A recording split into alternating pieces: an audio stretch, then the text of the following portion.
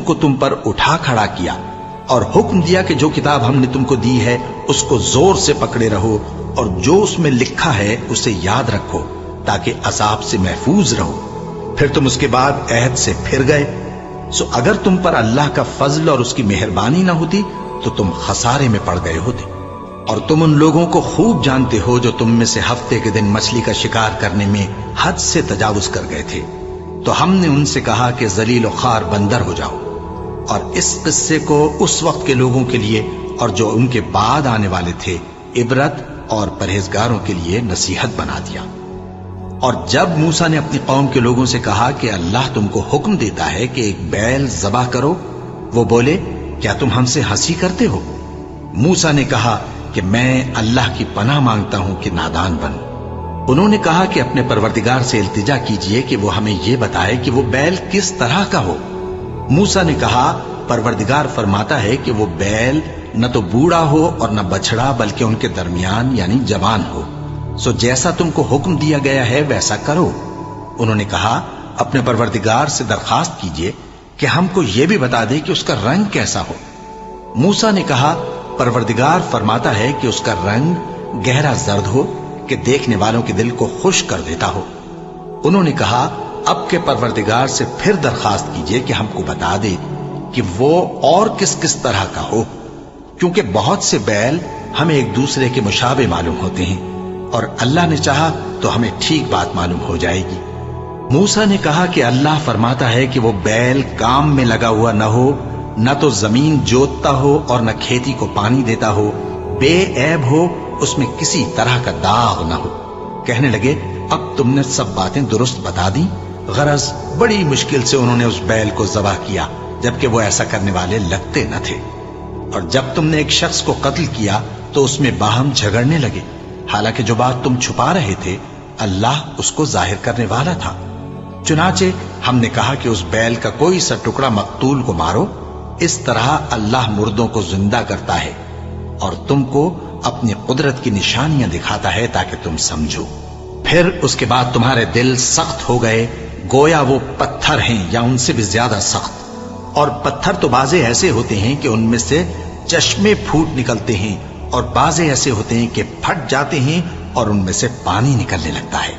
और बाजे ऐसे होते हैं कि अल्लाह के खौफ से गिर पड़ते हैं। और अल्लाह तुम्हारे करतूतों से बेखबर नहीं। मोमिनो, क्या तुम उम्मीद रखते हो कि ये लोग तुम्हारे दीन के कायल हो जाएंगे? हालांकि इनमें से कुछ लोग कलामुल्लाह यानी तौरात को सुनते, फिर उसके समझ लेने के बाद उसको जानबूझकर बदल देते रहे हैं। और ये लोग जब मोमिनों से मिलते हैं तो कहते हैं हम ईमान ले आए हैं, और जिस वक्त तन्हाई में एक दूसरे से मिलते हैं तो कहते हैं जो बात अल्लाह ने तुम पर जाहिर फरमाई है वो तुम उनको इसलिए बताए देते हो कि क़यामत के दिन उसी के हवाले से तुम्हारे परवरदिगार के सामने तुमको इल्जाम दें। क्या तुम समझते नहीं? क्या ये लोग ये नहीं जानते कि जो कुछ ये छुपाते और जो कुछ जाहिर करते हैं अल्लाह को सब मालूम है? और बाज उनमें अनपढ़ हैं कि अपनी आरजुओं के सिवा अल्लाह की किताब से वाकिफ ही नहीं, और वो सिर्फ अटकल से काम लेते हैं। सो उन लोगों पर अफसोस है जो अपने हाथ से किताब लिखते हैं और कहते ये हैं कि ये अल्लाह के पास से आई है, ताकि उसके एवज थोड़ी सी कीमत यानी दुनियावी मनफात हासिल करें। सो उन पर अफसोस है इसलिए कि बेअसल बातें अपने हाथ से लिखते हैं, और फिर उन पर अफसोस है इसलिए कि ऐसे काम करते हैं और कहते हैं कि दोज़ख की आग हमें चंद रोज के सिवा छू ही नहीं सकेगी। इनसे पूछो, क्या तुमने अल्लाह से इकरार ले रखा है कि अल्लाह अपने इकरार के खिलाफ नहीं करेगा? या तुम अल्लाह के बारे में ऐसी बातें कहते हो जिनका तुम्हें मुतलक इल्म नहीं? हाँ, क्यों नहीं? जो बुरे काम करे और उसके गुनाह हर तरफ से उसको घेर लें तो ऐसे लोग दोज़ख में जाने वाले हैं और वो हमेशा उसमें जलते रहेंगे। और जो ईमान लाएं और नेक काम करें वो जन्नत के मालिक होंगे और हमेशा उसमें ऐश करते रहेंगे।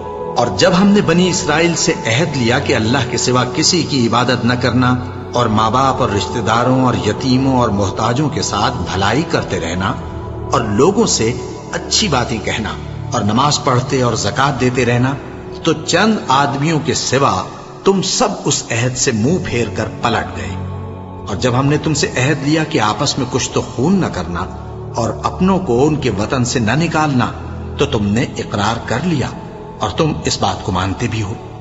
پھر تم وہی ہو کہ اپنوں کو قتل بھی کر دیتے ہو اور اپنے میں سے بعض لوگوں پر گناہ اور ظلم سے چڑھائی کر کے انہیں وطن سے نکال بھی دیتے ہو، اور اگر وہ تمہارے پاس قید ہو کر آئیں تو بدلہ دے کر ان کو چھڑا بھی لیتے ہو، حالانکہ ان کا نکال دینا ہی تم پر حرام تھا۔ یہ کیا بات ہے کہ تم کتاب اللہ کے بعض احکام کو تو مانتے ہو اور بعض سے انکار کیے دیتے ہو؟ تو جو تم میں سے ایسی حرکت کریں ان کی سزا اس کے سوا اور کیا ہو سکتی ہے کہ دنیا کی زندگی میں تو رسوائی ہو اور قیامت کے دن سخت سے سخت عذاب میں ڈال دیے جائیں۔ اور جو کام تم کرتے ہو اللہ ان سے غافل نہیں۔ یہ وہ لوگ ہیں جنہوں نے آخرت کے بدلے دنیا کی زندگی خریدی، سو نہ تو ان سے عذاب ہی ہلکا کیا جائے گا اور نہ ان کو اور طرح کی مدد ملے گی۔ اور ہم نے موسیٰ کو کتاب عنایت کی اور ان کے پیچھے یکے بعد دیگرے پیغمبر بھیجتے رہے، اور عیسیٰ ابن مریم کو کھلے نشانات بخشے اور روح القدس یعنی جبرائیل سے ان کو مدد دی۔